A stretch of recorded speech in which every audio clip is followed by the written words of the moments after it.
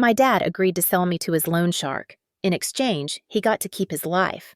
I was the collateral. I remember the exact moment it all started to make sense. I was sitting at the dinner table across from a man I had never met before, a man who reeked of cigarettes and cologne that tried too hard to cover something rotten. He smiled at me in a way that made my stomach churn. My dad sat beside him laughing nervously, pretending this was just another business meeting. Except I was the business. The man's name was Sergey. Heavy accent, gold watch, eyes that watched me too closely. I didn't understand why I was there until my father raised his glass and said something that made my blood run cold. To the future, Mrs. Antonov. I looked at my dad in confusion, thinking it was some kind of joke. He didn't smile. He didn't flinch. He just drank. That was the moment the floor seemed to shift beneath me. I asked him what the hell was going on, but he waved his hand like it was nothing. "We'll talk later. Just be polite. Sergey's been very patient." I couldn't breathe. I couldn't eat. The man across from me was at least twice my age, maybe older. His teeth were yellow from nicotine, and he had a thick gold ring on every other finger. He kept saying how beautiful I was, how lucky he was to have me. I tried to leave. My dad grabbed my wrist under the table. Not hard, just enough to remind me who still held the power in this house. The conversation turned to logistics. Sergey asked if I had a passport. My father said yes, though I hadn't seen mine in years. Sergey asked if I was healthy. My father assured him, "She's strong, never even had braces." And then it hit me. This wasn't a date. This wasn't a business dinner. This was a transaction. My father owed this man a lot of money, and instead of paying it back, he was offering me, 21 years old and suddenly property. My voice, my choice, my life, none of it mattered. I wasn't a daughter anymore. I was payment. They kept talking like I wasn't there, like I was already spoken for. But what my dad didn't know, what Sergey couldn't see, was that I was not the naive girl they thought I was. I had been preparing for this moment in ways they'd never expect. And I wasn't going quietly. My name is Eliza Morgan. I'm 21 years old, a second-year nursing student, and for most of my life I've been trying to outrun the shadow of the man who raised me. I grew up in a small town where everyone knew each other's business, which meant they all knew about my dad's gambling problem long before I did. My mom used to cover for him, always saying he was just unlucky with money or going through a rough patch. But rough patches don't last 15 years, and bad luck doesn't pawn your mother's wedding ring for chips. My mom died when I was 14. Car accident. It was sudden, brutal, and left me alone with a man who saw responsibility as an inconvenience. After her funeral, my Aunt Carla took me in for a while. Carla was my mom's younger sister, lived 2 states away, and had this warm, almost overly comforting presence. She let me stay with her for 2 months until my dad got himself back on track. Back on track meant he found someone to lend him more money.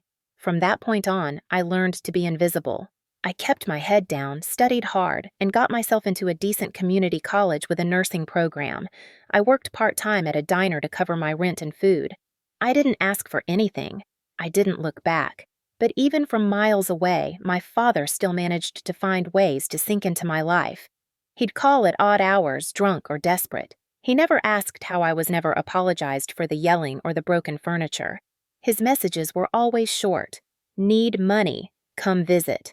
I ignored most of them, until one day he called and didn't sound drunk. That was what threw me. He sounded calm, too calm. He said he missed me, said he wanted to talk in person, that maybe we could start over. I should have known then. I should have trusted the knot in my stomach. But a part of me, the part that still wanted a family, still missed my mom, still wished for a father who cared, said maybe this time would be different.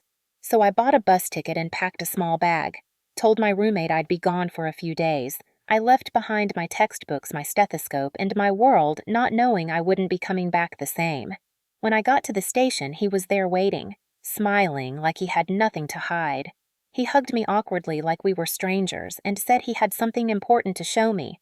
He didn't mention Sergey. He didn't mention marriage. He didn't mention debt. Instead, he drove me to his house and told me to get dressed. "We're having dinner with an old friend," he said. "Someone who might be able to help me." I laughed. "Help me with what?"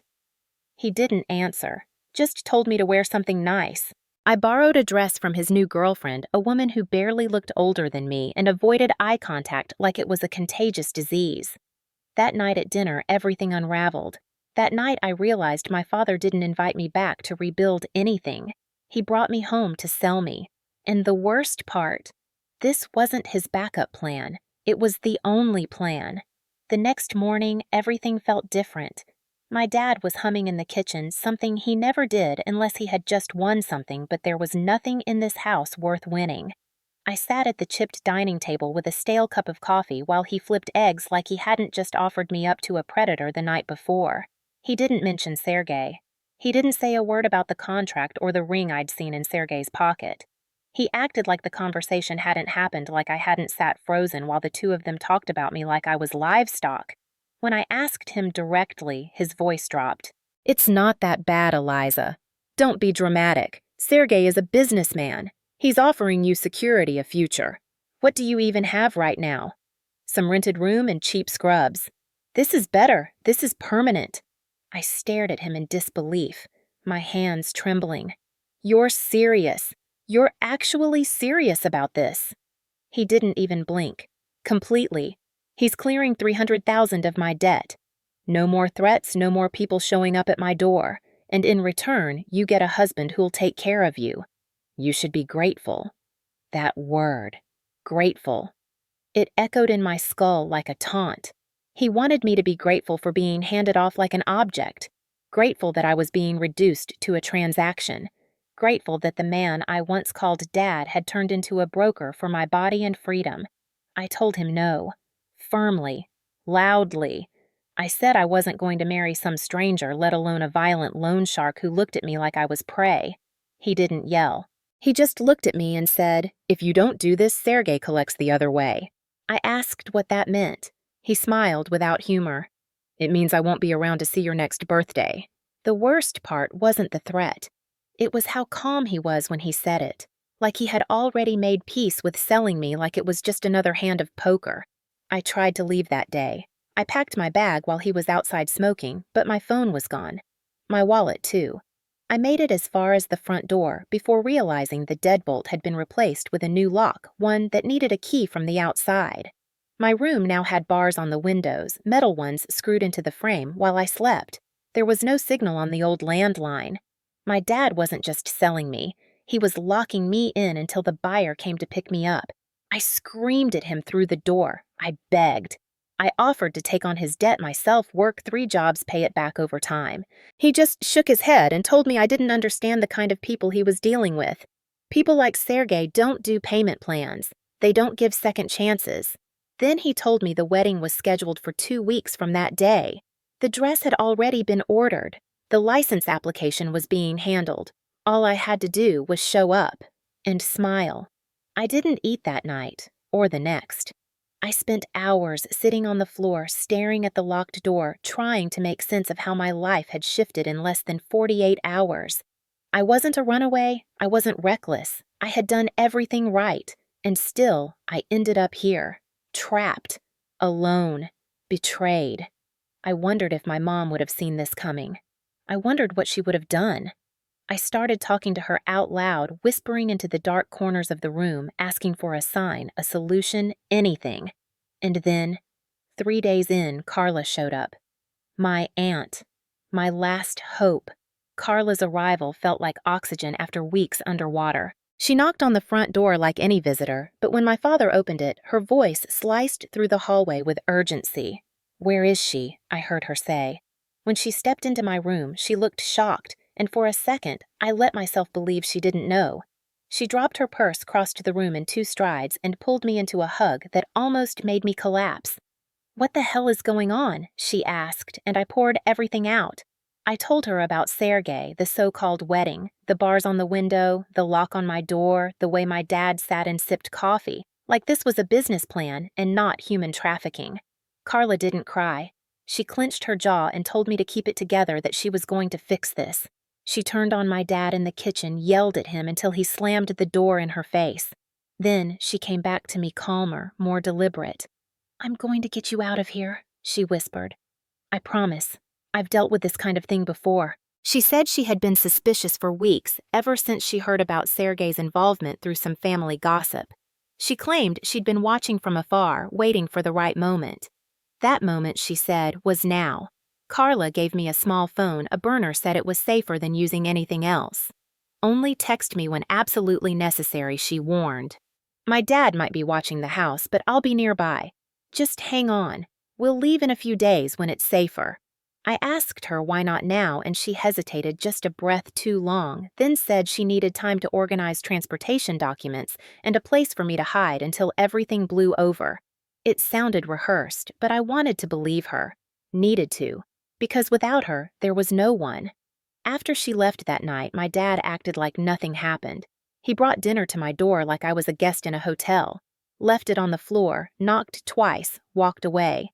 He didn't speak to me anymore, didn't ask questions. He was letting time do the convincing betting that isolation and fear would make me obedient. But Carla checked in every day sometimes through texts, sometimes slipping me notes through the window.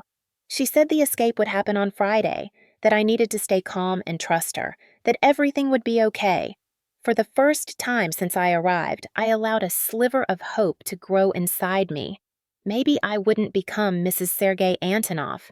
Maybe I'd get my life back. Maybe I'd get to sit in a classroom again, finish my degree laugh without checking the door.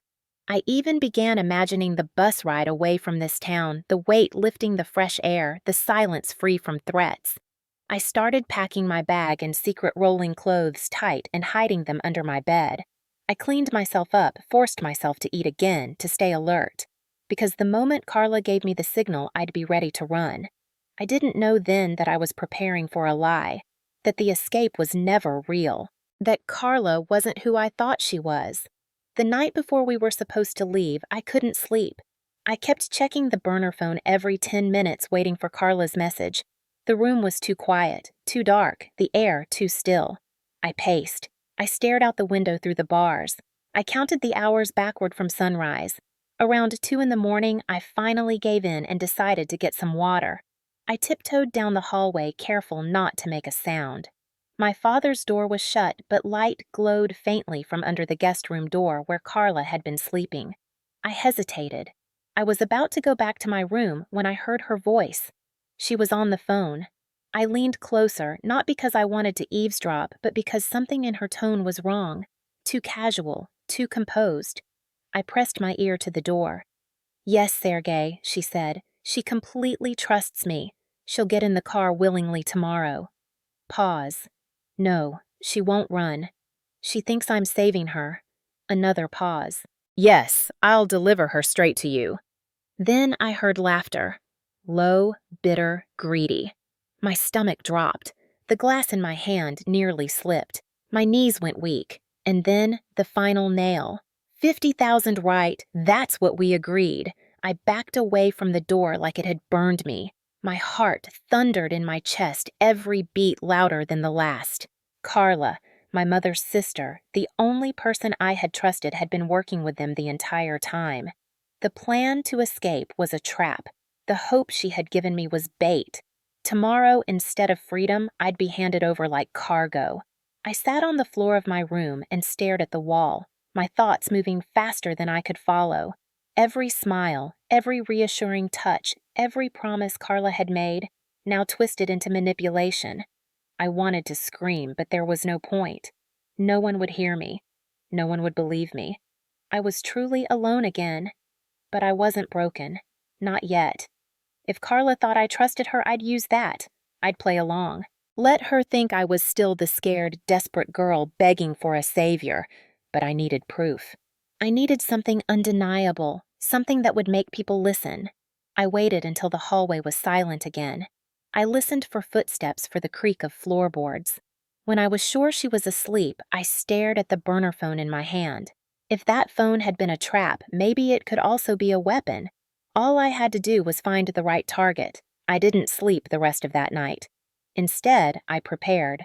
Not to escape, but to expose. The next morning started like nothing was wrong. Carla knocked on my door with her usual cheerful tone, carrying a tray of breakfast I didn't touch. She smiled as if she hadn't sold me out for $50,000, as if she wasn't about to drive me straight into the hands of a predator. I thanked her quietly, pretending to be tired, nervous, compliant. She told me to get dressed and handed me a pale blue dress. Something modest. She said something that wouldn't raise suspicion at the gas station stop we'd be using for the transfer. I nodded and shut the door. As soon as I was alone, I pulled the burner phone from under my mattress and opened the camera. I didn't have access to Carla's phone yet, but I could start with a message. I typed out a short email and attached a voice memo I had secretly recorded from the night before. I sent it to one of the only people I thought might still care, someone my mother had trusted, Nathan Briggs, a semi-retired lawyer who once handled a small legal issue for my mom. He had sent birthday cards until I was about 16. I remembered his email because he always signed with the same domain. It was a long shot, but I had no other cards left. In the voice memo, Carla's betrayal was clear. Her tone, her words, her laugh, it was all there. And so was my message. Please help me. I'm being trafficked by my father and aunt. I'm scheduled to be handed over to a man named Sergei Antonov today. I included the location of the gas station Carla had mentioned and a photo of the address on the envelope she left on the table for Sergei. After that, I cleared the message history and hid the phone in my underwear drawer behind an old pair of socks. I didn't know if he would get it. I didn't know if he still checked that account, but I had to try. Carla came back around 9 to collect me. Her smile was broader than usual, her lipstick too perfect. "You ready?" she asked, and I gave the performance of my life. I nodded slowly, like I was scared, but grateful. Like I had no idea what was about to happen. We walked outside together, and I saw Sergei's black SUV already idling at the curb. Carla's rental car was clean neutral, forgettable. She opened the passenger door for me and waited as I climbed in. Sergei would be following us, she explained. Less obvious that way. Less risk. I buckled my seatbelt and stared out the window as we pulled away from the house. The house where I had grown up, where my mother had died, where my father had sold my future for a stack of poker chips. I didn't look back. I couldn't.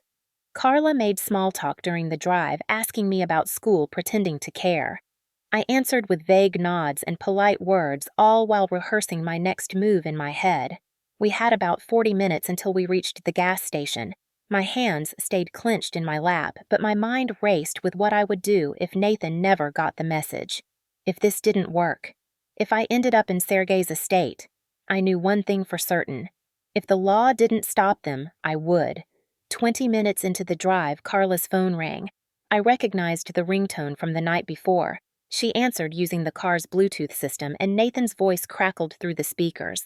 "Carla," he said, his tone cold, direct. "Where is Eliza?" Carla froze, her hands tightening on the wheel. "I told you," she said smoothly. "I'm taking her shopping for the wedding." Nathan cut her off. "I received a recording last night, a voice memo.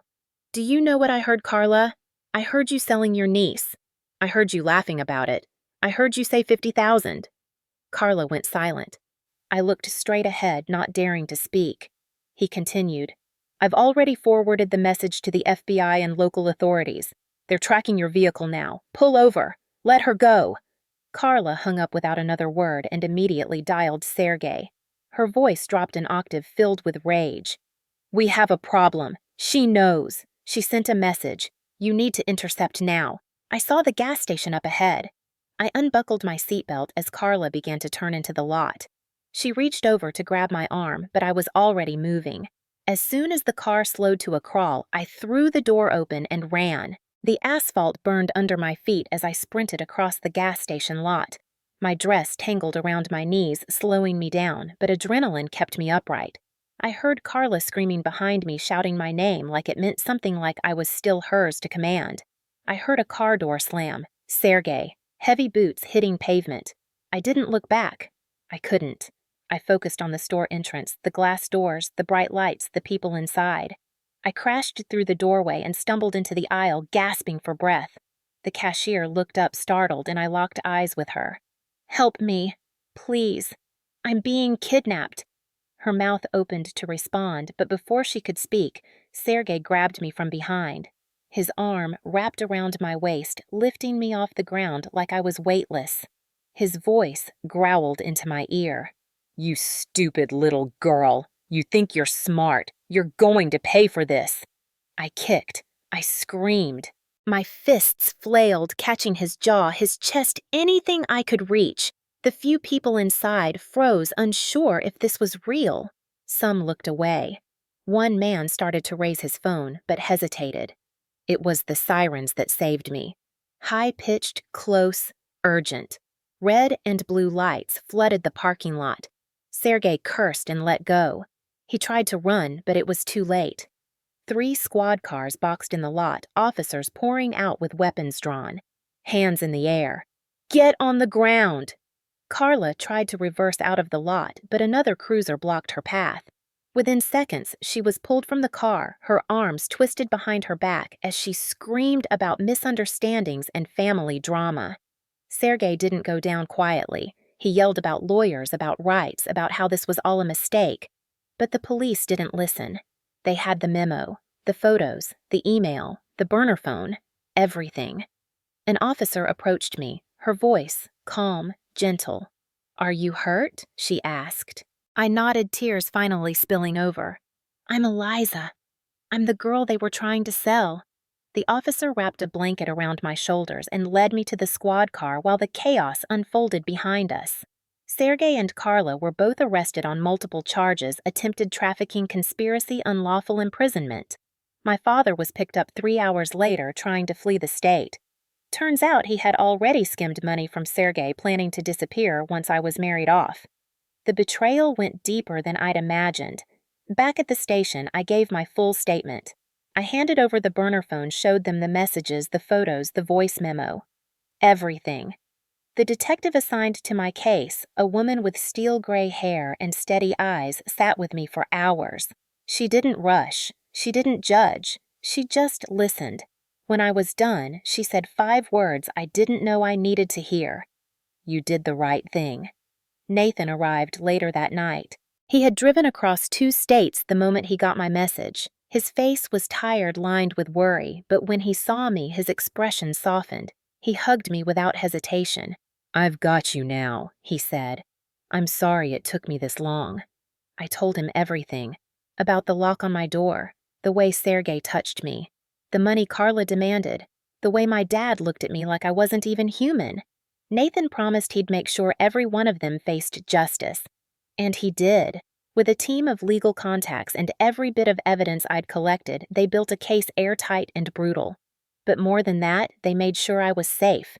That night, for the first time in weeks, I slept in a real bed with clean sheets and no locks. I wasn't free yet, but I was no longer trapped, and the people who tried to break me were finally the ones behind bars. In the days that followed, the pieces of the story unfolded like a horror novel read aloud in a courtroom. Sergei had a long record, most of it hidden behind shell companies and offshore accounts. Carla, my aunt, had previous debts tied to online gambling and rumors of involvement in escort recruitment. My dad, meanwhile, had not only gambled away every cent my mother had left behind, but had also signed forged documents that made it appear I had consented to the marriage. The trial moved faster than anyone expected, mostly because the evidence was overwhelming. The voice recordings, the texts, the paper trail, they left no room for denial. But what shocked the court the most wasn't the criminals. It was me. They expected someone quiet, broken, maybe trembling. Instead, I stood there, spine straight, voice clear, detailing every moment with surgical precision. The media caught wind of it, of course. Headlines appeared with variations of "Daughter sold by gambling addict father" and "Aunt and loan shark charged in human trafficking plot." For a while, I was a story, a name people read about over coffee and then forgot. But for me, this wasn't a headline. It was a rebirth.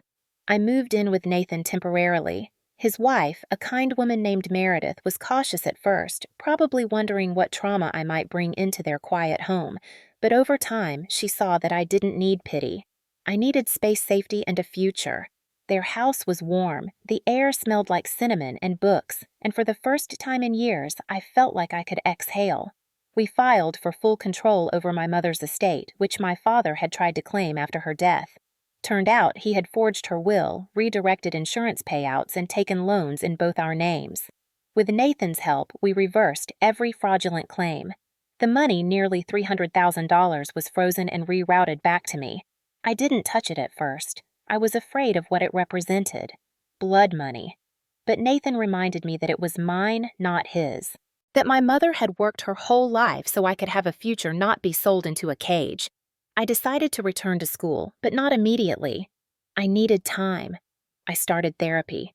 I went on long walks. I volunteered at shelters. I sat in courtrooms watching other young women fight for freedom from the people who should have protected them. I saw myself in them. I started writing too, not a memoir, just stories. Letters to my younger self. Lessons I wished someone had told me. Sometimes I still heard Sergei's voice in nightmares, still smelled the cheap cologne, still felt the weight of Carla's betrayal like a knife under my skin. But every day that voice grew fainter, the weight lighter. I got stronger. One morning I received a letter from my father. It had been sent from prison, carefully handwritten, full of excuses. He said he was sorry, that he never meant to hurt me, that he was scared and desperate. I didn't read past the first paragraph. I burned it in the fireplace. Closure doesn't always come with apologies. Sometimes it comes with silence, with choosing not to listen anymore, with taking back the voice they tried to steal. Months later, I got an offer to speak at a conference for survivors of trafficking. I said yes, not because I wanted to relive it, but because someone might need to hear that survival is possible, that fighting back works, that they are not alone. I stood at the podium looking out at a sea of faces, and I told them everything. Not just the pain, but the resilience. Not just the betrayal, but the fight. Not just the escape, but the comeback. And when I finished, they stood and clapped, not for the girl who had been sold, but for the woman who refused to be owned. The trial concluded 6 months after my escape. Sergei was sentenced to 20 years without parole for attempted trafficking conspiracy and unlawful imprisonment. Carla received 12 years for her role in orchestrating the handoff and aiding the concealment of my captivity. My father, the man who should have shielded me, was handed a 15-year sentence for conspiracy fraud and exploitation. There was no celebration, no champagne, just the quiet sense that something heavy had finally been set down. Watching them being led away in cuffs didn't bring me joy. It brought stillness, closure. I sat in the courtroom that day wearing the same blue dress Carla had chosen for me to wear on the day she planned to deliver me to Sergei. I wore it on purpose, not because I liked it, but because it was mine now and its meaning belonged to me. I remember looking at Carla one last time as she was escorted out. She turned, expecting something, maybe forgiveness, maybe rage. I gave her neither. Just the quiet, cold look of someone who had outlived the lie. After the verdict, reporters tried to speak to me, but I said no. I didn't want to be the girl who was sold. I wanted to be more than a headline. Nathan supported me through every step, helping me apply for a legal name change, helping me file for financial independence, helping me feel like I had a right to move forward without dragging their names behind me. I used part of the money to create something my mother would have been proud of, a small foundation that supports women escaping domestic trafficking situations. It provides housing, legal aid, and counseling. It's not massive. We don't have television ads or glossy brochures, but it's real. It's needed. And every woman who walks through our doors gets to see someone who made it out, someone who chose to fight instead of fold. Every now and then, I think about that night at the gas station, the fear, the burning in my chest, the sheer instinct to run. And I realize that moment, that breathless sprint towards strangers, was the exact second I stopped being a victim. I became my own rescue. That more than any court ruling or settlement is what saved me. It wasn't the system or the law or even the kindness of a distant lawyer. It was me, and no one gets to take that away. Today, I live in a small apartment 2 cities away from where it all happened. It's quiet, clean, and mine. I wake up without fear. I lock the door because I want to, not because someone else holds the key. I went back to nursing school and finished my degree. It wasn't easy. The memories showed up sometimes between classes or when I walked past certain faces, certain cars. But I learned to keep going anyway. I now work in a women's health clinic where I get to offer more than medicine. I get to listen. I get to believe. And sometimes that's the most powerful thing of all.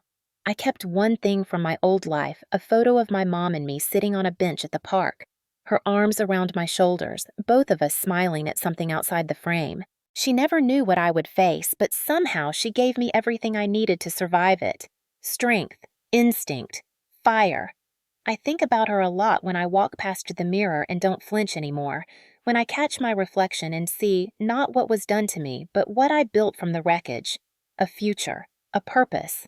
I don't talk to my father. I never opened his second letter from prison. It sits in a drawer somewhere unopened, undesired. There's nothing left he could say that would matter. My forgiveness isn't a gift he earned. It's a weight I chose not to carry. Carla never reached out, which was probably the smartest thing she ever did. I used to wonder what I would say if she did. Now I know. I would say nothing.